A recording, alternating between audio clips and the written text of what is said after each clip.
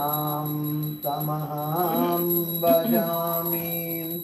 ईश्वरा परमः कृष्णः सच्चिदानन्दविग्रहः अनादिरादिर्गोविन्दः सर्वकारणकारणं चिन्तामणि प्रकरसद्मशुकल्पवृक्षः लक्षावहस्रशतसम्भ्रमसेव्यमानम् कन्दर्पकोटिकमनीयकेलिकलाविलासं श्यामं त्रिभङ्गललितं नियत गोविन्दमादिपुरुषं तमहं भजामि।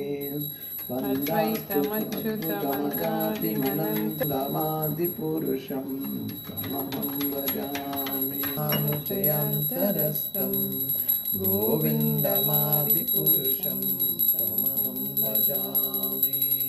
यद्भावभावितधियो मनुजास्तदैव सम्प्राप्य रूपमहिमा सहयगमप्रतितैस्तुवन्ति गोविन्दमादिपुरुषं तमहं भजामि। आनन्दचिन्मयरसा प्रतिभावोकैव निवसत्तमचिन्त्य गुणस्वरूप रामादिमूर्तिषु कलानियमेन तिष्ठन् नानावतारमकरद्भुवने मनिष्कलमनन्त लीलाहितेन भुवनानि जयत्रजस्रं गोविन्दमादिपुरुषं तमहं भजामि। भूलोकनाम्नि निजदाम्नि तले च तस्यां देवी महेश हरिरामश्रुतेषु तेषु ते ते प्रभावनितया विहिताच्ययेन गोविन्दमादिपुरुषं तमहं भजामि।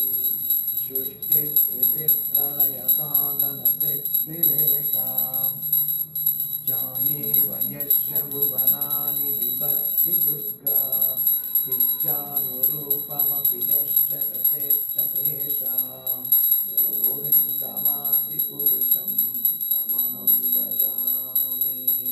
क्षीरं यदा तदिविकारविशेषयोगा सञ्जायते न हि तदा कृतगस्तिहेतोः यः शम्भुतामपि तदा समुपैति कार्य गोविन्दमादिपुरुषं तमहं भजामि। दीपाचिरेव इदं